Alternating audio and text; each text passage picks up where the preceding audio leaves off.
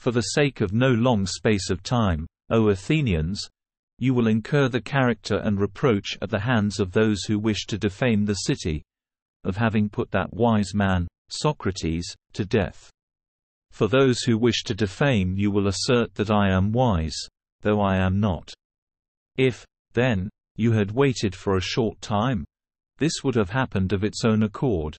For observe my age, that it is far advanced in life, and near death. But I say this not to you all, but to those only who have condemned me to die. And I say this too to the same persons. Perhaps you think, O Athenians, that I have been convicted through the want of arguments, by which I might have persuaded you, had I thought it right to do and say anything so that I might escape punishment. Far otherwise. I have been convicted through want indeed, yet not of arguments, but of audacity and impudence, and of the inclination to say such things to you as would have been most agreeable for you to hear, had I lamented and bewailed and done and said many other things unworthy of me, as I affirm, but such as you are accustomed to hear from others.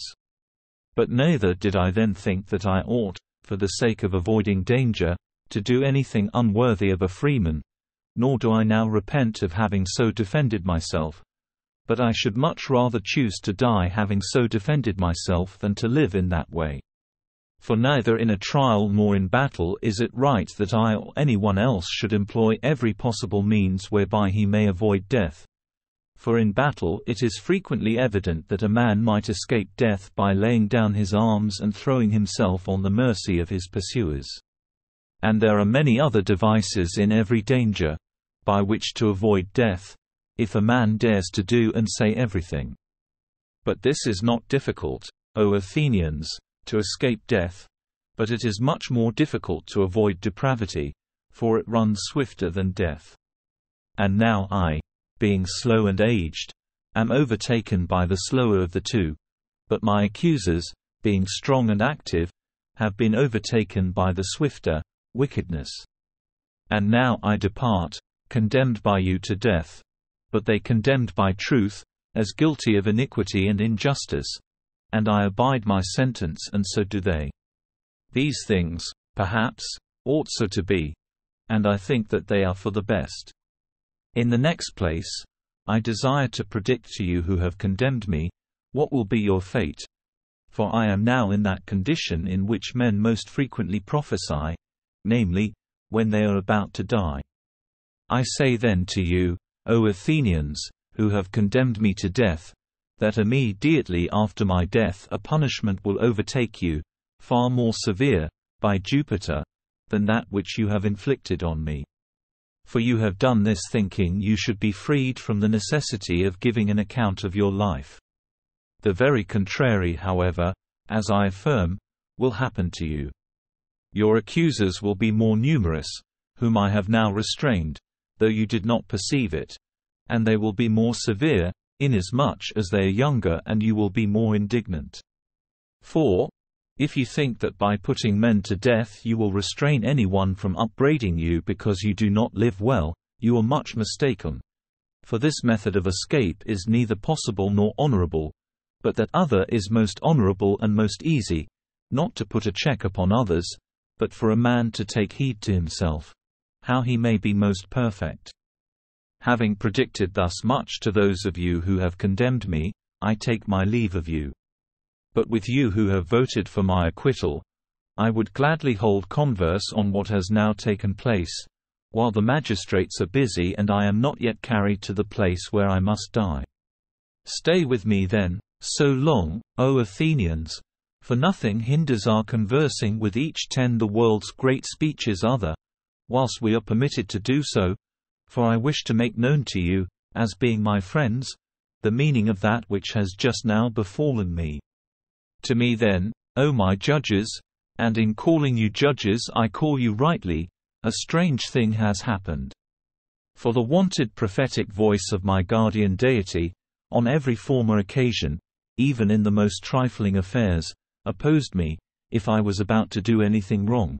But now, that has befallen me which ye yourselves behold, and which any one would think and which is supposed to be the extremity of evil, Yet neither when I departed from home in the morning did the warning of the God oppose me, nor when came to the place of trial, nor the address when was about to say anything, yet on other occasions it has frequently restrained me in the midst of speaking. But now it has never throughout this proceeding opposed me, either in what I did or said. What then do I suppose to be the cause of this? I will tell you. What has befallen me appears to be a blessing. And it is impossible that we think rightly who suppose that death is an evil. A great proof of this to me is the fact that it is impossible but that the accustomed signal should have opposed me, unless I had been about to meet with some good. Moreover, we may hence conclude that there is great hope that death is a blessing. For to die is one of two things. For either the dead may be annihilated and have no sensation of anything whatever, or, as it is said, there is a certain change and passage of the soul from one place to another. And if it is a privation of all sensation, as it were, a sleep in which the sleeper has no dream, death would be a wonderful gain. For I think that if anyone, having selected a night in which he slept so soundly as not to have had a dream, and having compared this night with all the other nights and days of his life, should be required on consideration to say how many days and nights he had passed better and more pleasantly than this night throughout his life, I think that not only a private person, but even a great king himself would find them easy to number in comparison with other days and nights. If, therefore, death is a thing of this kind, I say it is a gain. For thus all futurity appears to be nothing more than one night. But if, on the other hand, death is a removal from hence to another place, and what is said be true, that all the dead are there, what greater blessing can there be than this, my judges? For if, on arriving at Hades, released from these who pretend to be judges, one shall find those who are true judges, and who are said to judge there, Minos and Rhadamanthus, Cacus and Triptolemus, and such others of the demigods as were just during their own life, would this be a sad removal? At what price would you not estimate a conference with Orpheus and Muses, Hesiod and Homer? I indeed should be willing to die often, if this be true. For to me the sojourn there would be admirable, when I should meet with Palamedes, and Ajax, son of Telamon, and any other of the ancients who has died by an unjust sentence. The comparing my sufferings with theirs would, I think, be no unpleasing occupation. But the greatest pleasure would be to spend my time in questioning and examining the people there as I have done those here, and discovering who among them is wise, and who fancies himself to be so but is not. At what price, my judges, would not anyone estimate the opportunity of questioning him who led that mighty army against Troy, or Ulysses, or Sisyphus, or 10,000 others, whom one might mention, both men and women? With whom to converse and associate, and to question them, would be an inconceivable happiness. Surely for that the judges there do not condemn to death. For in other respects those who live there are more happy than those that are here, and are henceforth immortal, if at least what is said be true.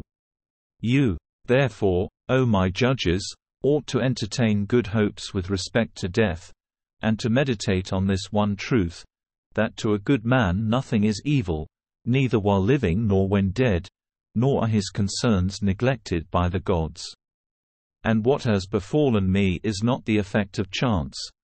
But this is clear to me, that now to die, and be freed from my cares, is better for me. On this account the warning in no way turned me aside, and I bear no resentment toward those who condemned me, or against my accusers, although they did not condemn and accuse me with this intention, but thinking to injure me. In this they deserve to be blamed. Thus much, however, I beg of them. Punish my sons, when they grow up, O judges, paining them as I have pained you, if they appear to you to care for riches or anything else before virtue, and if they think themselves to be something when they are nothing, reproach them as I have done you, for not attending to what they ought, and for conceiving themselves to be something when they are worth nothing. If ye do this, both I and my sons shall have met with just treatment at your hands. But it is now time to depart, for me to die, for you to live. But which of us is going to a better state is unknown to everyone but God.